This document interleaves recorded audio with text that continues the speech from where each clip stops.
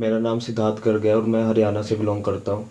और जैसे ही ये सायरन की आवाज़ वगैरह आती है तो पूरा अफरा तफरी का माहौल मच फैल जाता है, तो सब स्टूडेंट्स नीचे बंकर्स में जाते हैं।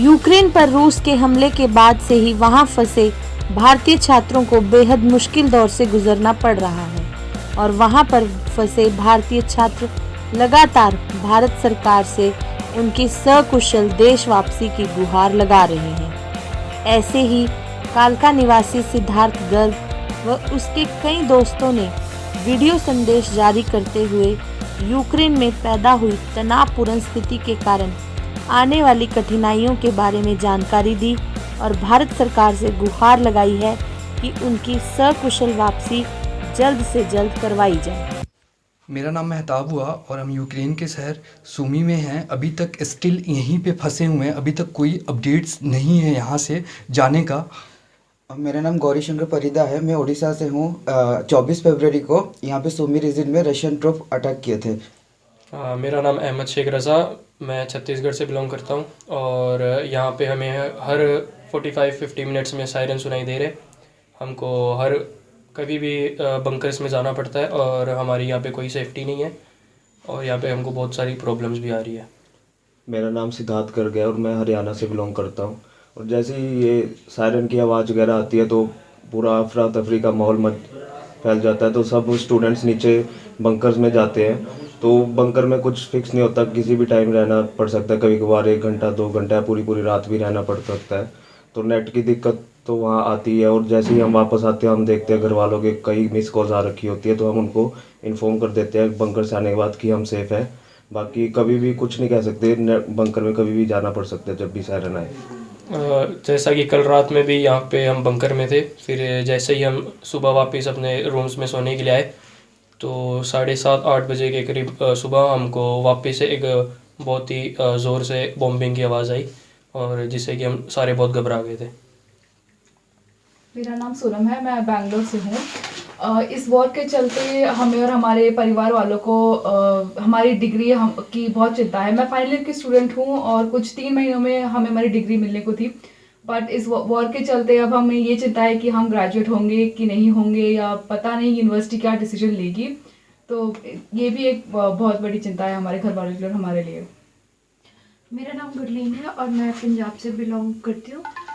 यहाँ पे जैसे कि 1 हफ्ता हो गया है वॉर को लेके और अभी फूड सप्लाईज में बहुत कमी आ रही है और स्पेशली यहाँ पे मैंने पहले भी बोला है कि पहली प्रायोरिटी इनके लिए यूक्रेनियंस ही हैं।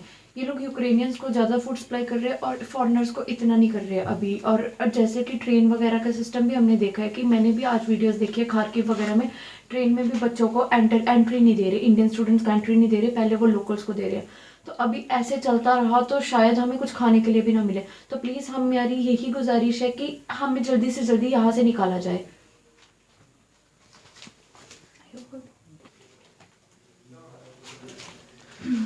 जैसा कि हमको यहाँ पे थोड़े दिन पहले पता चला था कि कल हम सामान लेने बाहर गए थे तो हमको यहाँ पे हर घर के छत पे एक स्नाइपर दिखने को मिला था और जो यहाँ के लोकल चैनल्स है हमें उससे भी सूचना मिली थी कि भी तो कैसे जाएंगे, क्योंकि जैसे सुनने में आया है हमारे फ्रेंड्स थे दूसरे सिटीज़ में थे, जैसे लवीव में, खार्किव में, वहाँ पे थे, तो उनसे सुनने में आया है कि वो लोग से पैसे लिए जा रहे हैं ट्रांसपोर्टिंग के लिए, जाने के लिए, फिर वहाँ से उनको 15 किलोमीटर दूर जाना पड़ रहा है बॉर्डर्स तक। तो ये सारी डिफ़िकल्टीज को देखना पड़ेगा, गवर्नमेंट ऑफ इंडिया को ये सारी सिचुएशंस को देखना पड़ेगा कि हम लोगों के पास, सबके पास पैसे नहीं है इस टाइम में कि हम लोग दे करके खुद के ट्रांसपोर्टिंग के थ्रू जा पाएँ, क्योंकि हमको सबसे बड़ी चिंता ये है, सिक्योरिटी की चिंता है।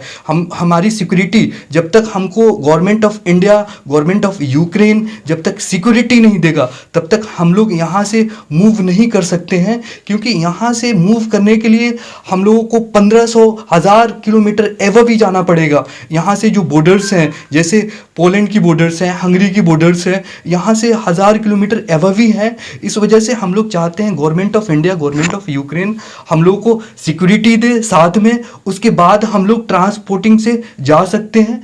अदरवाइज हम लोग का दिल ये बिल्कुल नहीं मान रहा है, हम लोग बिल्कुल यकीन नहीं कर सकते हैं कि हम लोग अकेले जाएं, खुद के ट्रांसपोर्टिंग से खुद की मर्जी से नहीं जा सकते हैं। हम सब की तरफ से रिक्वेस्ट है गवर्नमेंट ऑफ इंडिया को कि प्लीज़ इस चीज़ पे ज़्यादा फोकस किया जाए, ट्रांसपोर्टिंग पे ज़्यादा फोकस किया जाए, पैसे पे ज़्यादा फोकस किया जाए प्लीज़, और जितनी जल्दी हो सके यहाँ से इवैक्यूएट किया जाए। सिचुएशंस दिन पर दिन बहुत ख़राब हो रही है, यहाँ से जितनी जल्द हो सके इवैक्यूएट किया जाए। एक भी बच्चे का सुमी से इवैक्यूएशन नहीं हुआ है स्टिल अभी तक। हम लोग यहीं पे इतने टाइम से आवाज़ उठा रहे हैं, इतने टाइम से वीडियोस बना रहे हैं, इतने टाइम से कह रहे हैं, अभी तक कोई कंफर्मेशंस नहीं है कि हम लोग कब जाएंगे। डर बहुत ज़्यादा, कल हम लोग इतना ज़्यादा, सुमी के बच्चे इतने ज़्यादा डर गए, खार्किव जो नवीन की डेथ हुई उसके बारे में सुन करके बहुत ज़्यादा डर गए। इसलिए हम लोगों को सिक्योरिटी चाहिए। विदाउट सिक्योरिटी हम लोग अपने हॉस्टल से हम लोग इतने दूर, इतना लंबा सफ़र नहीं कर पाएंगे।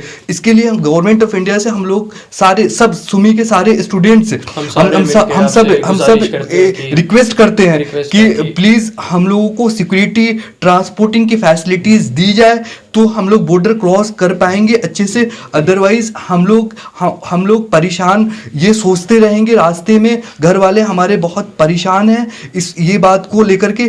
प्लीज़ ये चीज़ घर वाले की भी चिंता है हमारी। So please government of India हम लोगों की अपील्स को सुने, हम लोग को रिक्वेस्ट को एक्सेप्ट करे, हम लोग को सिक्योरिटी प्रोवाइड करे। After that we will move from here. Thank you.